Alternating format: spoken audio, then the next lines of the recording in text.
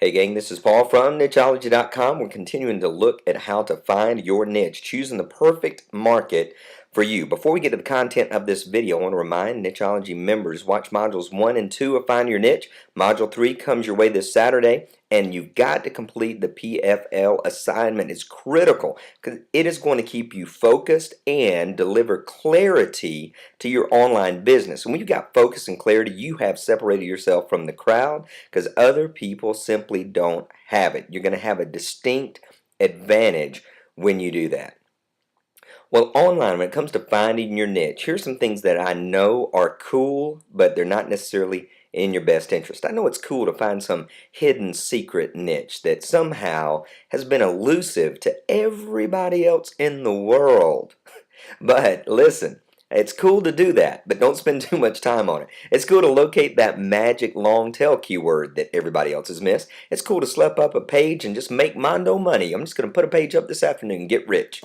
And it's cool to pinpoint a profit passageway. In other words, a lot of products that are out on the market today indicate that they have found something new and something different.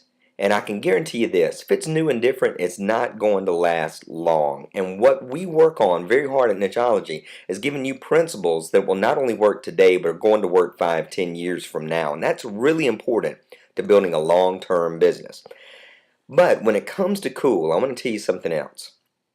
It's totally okay and cool to tag on existing talent that you have, existing strengths, or current nichification. When you've got an area of your life that you're decent at, that you're good at, it's all right to make that your niche.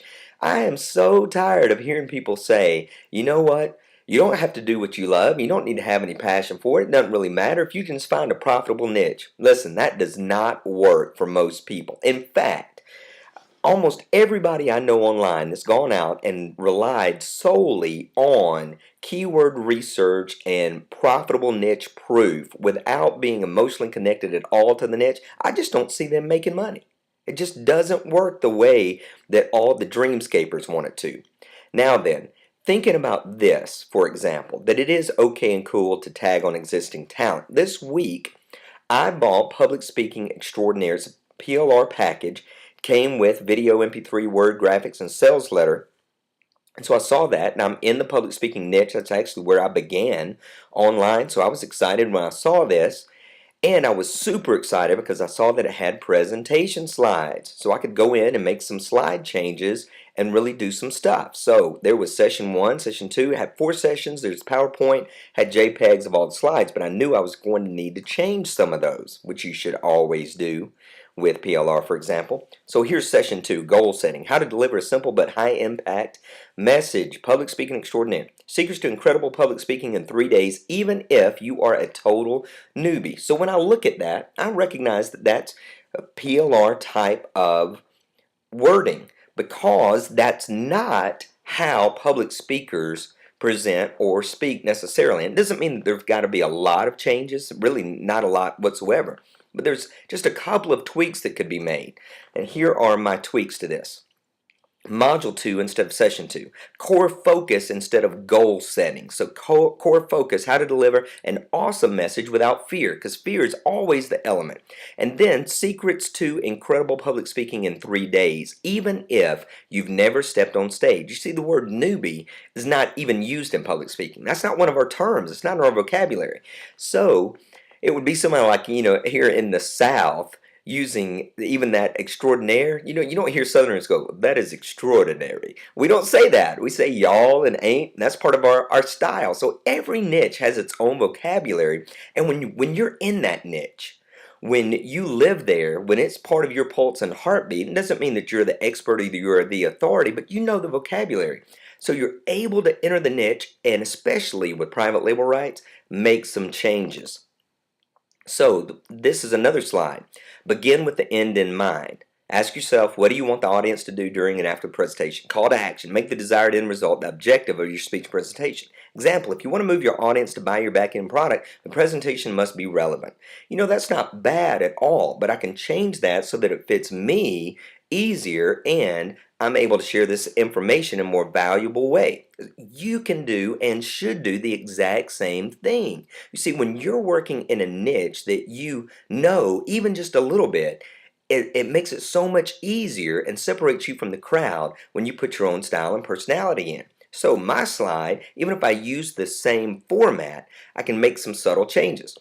Results, response, and reaction instead of begin with the end in mind, because first of all, that's real cliche. So I've put something up that's different from that. Now, what do you want the audience to think and feel after your presentation? Call to action, make the desired end result the core focus. Remember, that's what I called Module 2, so now I've integrated it into Module 2, core focus of your speech and presentation. Every point, example, story, all of it should point directly toward that specific core. For example, if you want to move your audience to buy your product, the presentation must move people to feel the emotions related to your system and be able to picture the changes in their lives.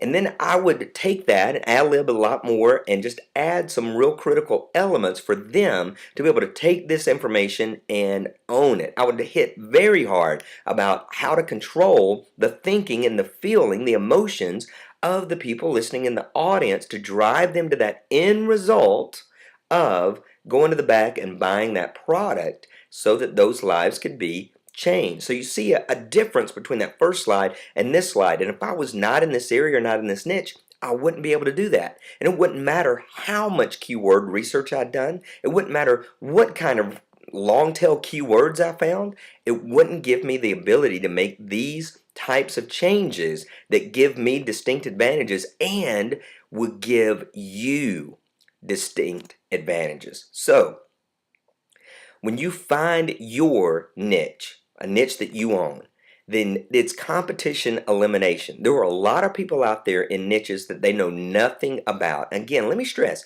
you don't have to be the expert, but if you've got an interest or a purpose there or a passion there, as we've already covered in the first two modules of Find Your Niche, it makes an incredible difference.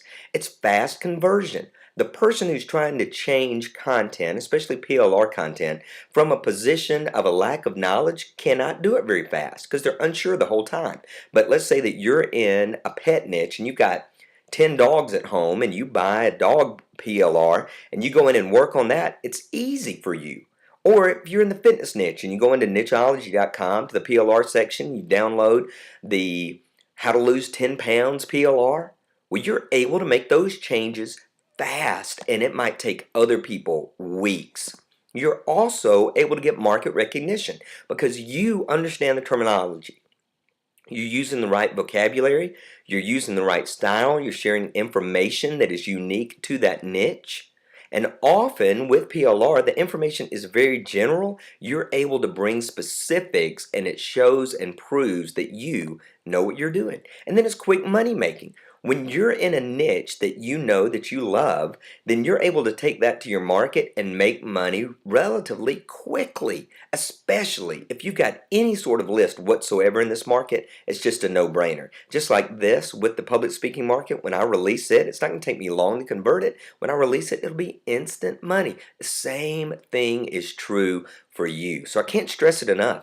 Find your niche, own your niche, and please don't downplay your talent or your strength. I see online all the time people selling products telling you it's okay, it's great, you're at an advantage if you're an idiot and don't know anything. But I want to encourage you that if you do have some knowledge, if you love golf, if you love tennis, if you love fitness, if you love dogs, if you love carpet, you can turn that into money because your little bit of extra knowledge in your market will keep you so far ahead of everybody else. This is Paul for nicheology.com. Success is not an accident.